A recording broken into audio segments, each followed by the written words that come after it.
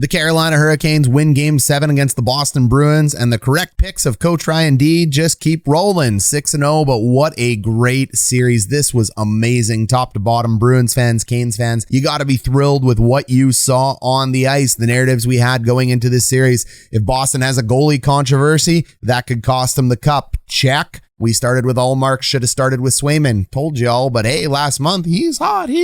Even Cassidy thought so. Swayman's the guy. Start him next year. We also talked about the fact that Carolina had the better coach in Rod Brind'Amour. Bruce Cassidy's a great coach, but I think the series came down to coaching at the end of the day, and I think Rod the Bod outcoached Bruce Cassidy. How do I know that? Every team won every game at home, and it is a coach's advantage when you have home ice. You get to do the line matching. You get to make the other team come to you. You get to set your strategies and your plays before the other team.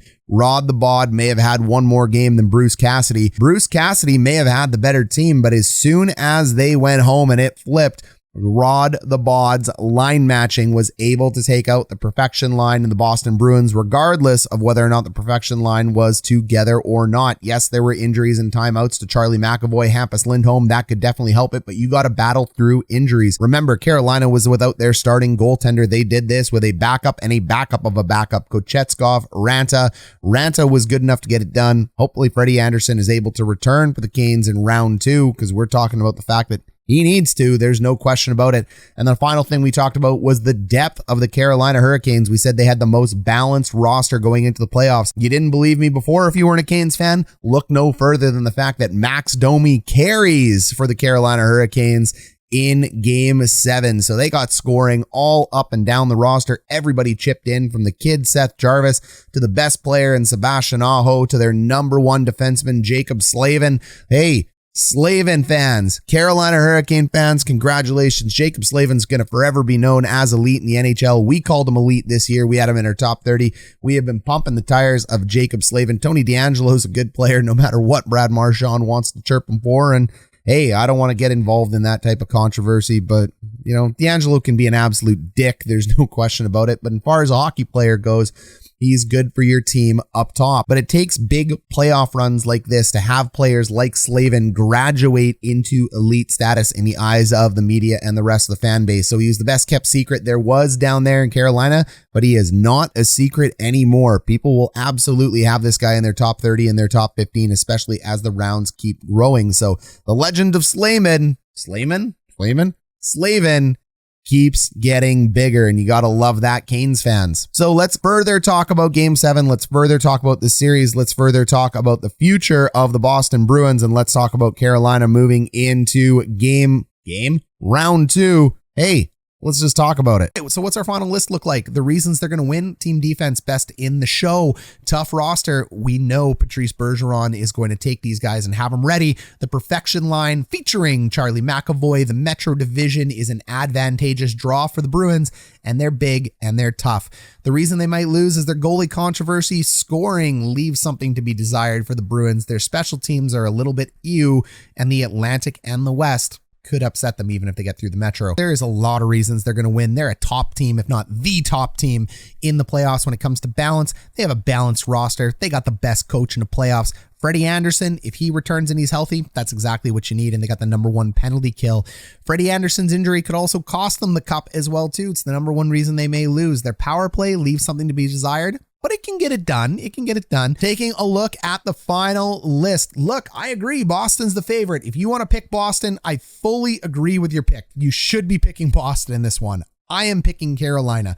The end of the day, when I look at the Carolina Hurricanes record over the Boston Bruins, when I look at the depth of roster of the Carolina Hurricanes, I got a feeling. That's all this is a feeling. I feel like the Carolina Hurricanes are going to take this in 7. When I take a look at the depth of them, I think they're going to sneak through. Maybe Andersen comes back just in time.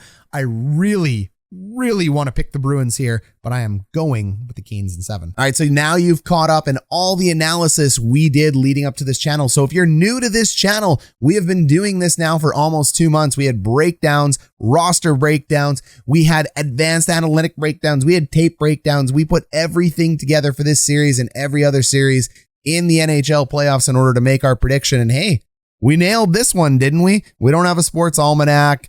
Look, there's only so many options you can do to get right, but it was weird. It just, no matter which way we looked at the data or talked about it, I really, really wanted to pick Boston, but I just had this feeling about Carolina. So no matter how much data I had behind it, and it was a lot, Carolina, I thought due to the balanced roster, Rod the Bod and the playoff experience was the way to go, and we got it. Carolina moving forward into the next round, whether it's the Rangers or the Penguins, Carolina is going to be a deadly team going forward. There's no question about it. It'll be interesting if they have to face Shesterkin. It'll be way more interesting if they have to face Domi and the busted up Pittsburgh Penguins at this point in time. Both teams have their share of injuries. The New York Rangers, not that deep, Carolina fans. They're not that deep. They're a good team. They have a high top six. They have a good defensive core. They have a very good goaltender when he's on, but Pittsburgh found a way to chase him from the net, and Pittsburgh was winning this series on the back of depth. So I really like Carolina going forward. You'll have to wait to hear my final predictions. We'll have to see who wins between New York and Pittsburgh. But if I'm a Canes fan, I got to feel pretty good about going into the next round. I thought they handled Boston quite well in those 7 games, and I think the coaching advantage from Rod the Bod is absolutely massive. I love balanced teams going into the playoffs because you can just hit them with 4 lines, and that is what Carolina does. Boston's future. Hey, before we talk about Boston, let's go ahead, give Coach Ryan D a big thumbs up, smash subscribe, join our Discord if you want to talk to us. Bruins fans, it's been awesome having you here. We have a ton of you that have supported us the entire way. My buddy Mark Goldie, hey, the Brown Tiger, he's one of our members here, and it goes on and on and on. So many great Bruins fans. Lisa, almost forgot for half a second there. My bad. We have so many great Bruins fans on this channel. It'll be awesome if you stick with us through the playoffs, but if not, you got to take the summer off. That's okay, and we'll see you next year for some Bruins and NHL hockey. We also have our memberships page, and the Brown Tiger is our first ever member. He's a diehard Bruins fan. Ironically, he grew up in Carolina, so he's happy about the Canes as well too. But he wanted me to share something, and these are the privileges you get when you smash join on our join page. He is in our lower bowl section, and he says, hey, Hot Garbage Sports, I'm proud of my boys tonight. They fought to the end. Very proud. Disappointed it didn't go our way, but still proud of this team. They should have rolled us from the start, and we fought hard for a win that just didn't come through. Please, if you don't mind, post your comments in your review. No problem. I got you. And I think a lot of fans feel this way. I think Bruins fans are pretty proud of their team. If you're not, hey, give your head a shake. This team battled top to bottom. What will happen to Patrice Bergeron going forward? Team, I'm just going to say it now before all the buzz and everything. I don't get hyper into these buzz situations. I think he re-signs with the Bruins. I don't think he's going to Montreal. I think Montreal says, hey, you speak French? You're going to come to Montreal, aren't you? Everybody in Montreal, Lafreniere, Dubois, Bergeron, everybody's coming here. No, he's a Boston guy. He's going to stay in Boston. He's going to sign a 1 or a 2 year deal. He's the captain of the Bruins. They're going to continue with the dance, I believe. Pastrnak and Marchand still there. Babyface assassin, my favorite guy, Charlie McAvoy, still there. Hey, I bet they even re-sign Hampus Lindholm. You have one of the most attractive places to sign. That's why Taylor Hall ended up staying there after the trade deadline. You have an advantage that no other team in the NHL, not named the New York Rangers, has, and that's the fact that when people come to your team, they want to stay there because of the city of Boston. Absolutely huge advantage. So I think this team stays together. I think they put Swayman in the net. I think Swayman gets way better next year. He was great this year. He had some times of struggle, but I think he takes over the net. I think he's the future. The Bruins, a little bit shaky right now, but this team comes back together. There's one more run. Bruce Cassidy will be just fine. That's my prediction on the Bruins. As far as this game goes, could you have not gotten anything that just wasn't more exciting? Teravainen, Slavin, Domi. This was a Domi game, but at the end of the day, balanced game by the Carolina Hurricanes. Beautiful goal in the first period. I know Bruins fans are going, oh my God, this is in trouble. So was I. As soon as that first goal went in, I was like, look, I know Boston is the comeback kids. I talk about it all the time. Carolina fans are sitting there going, Boston is the comeback kids. It doesn't matter how much of a lead you get on the Bruins, the veteran presence of the Boston Bruins, because I, as a Carolina Hurricanes fan, listen to Hot Garbage Sports and Coach Ryan D.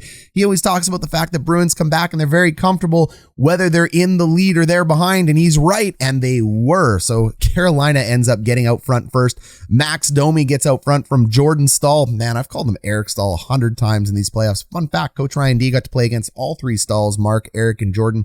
And wow, when you play against an NHL caliber player, it doesn't matter how good you are. I was an all right hockey player. There is a difference. So got to see all 3 of them. Jordan, damn good player there. It's followed up by Boston's favorite son, Jake DeBrusk. Look, I get it, Boston. I understand the 3 guys you passed on. You took DeBrusk over them. There was a couple other picks after that. There's a lot of back and forth with DeBrusk, but I've been a DeBrusk defender for the last 2 years. I think he's a fine piece for the team. I think he's a depth piece. I don't know if he'll want to stay. Maybe he'll keep asking for a trade.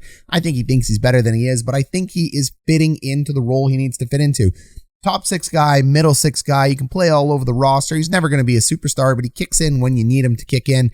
He gets that goal from the babyface assassin, Charlie McAvoy and Patrice Bergeron. But then Domi says goodnight, sweet prince, by adding his second goal, 3rd point of the night. Jacob Slavin is back in there because of course he is. Teravainen's back in there because of course he is. And then as we get down to it with like 29 seconds left, Pastrnak ends up finally scoring off a broken stick, and you're like, oh my God, can they do this? Again, babyface assassin Taylor Hall chip in on that one. Soon as the faceoff happened, I was sitting up there with my brother, Coach Rory D. Everybody here coaches, and that's no joke. So 3 guys in our family.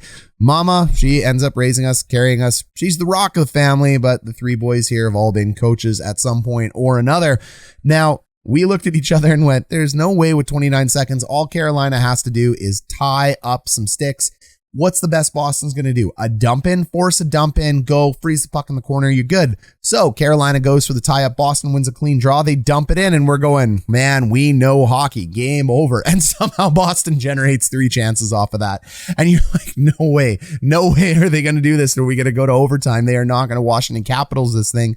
They don't do it. It was super close. Raanta shuts the door. He played excellent this series. Carolina ends up winning. Heartbreak from Boston fans. Boston fans are super passionate about their team. So is everybody else. Carolina advances. These are 2 teams that have won a Stanley Cup. Both of you guys, whether you win or lose, hey, I understand both sides of it, except I don't understand how to win. Jets fans, we never won in my lifetime. So you may end up losing. Boston may end up losing a Game 7 in the first round again. I mean, Boston has lost in the first round to every single team not named the Toronto Maple Leafs. High five. Not named the Toronto Maple Leafs, but hey, that is the way she goes. So thank you for sticking with us. This was a barn burner of a game, barn burner of a series. Carolina will catch you in round 2. Boston, we'll catch you next year.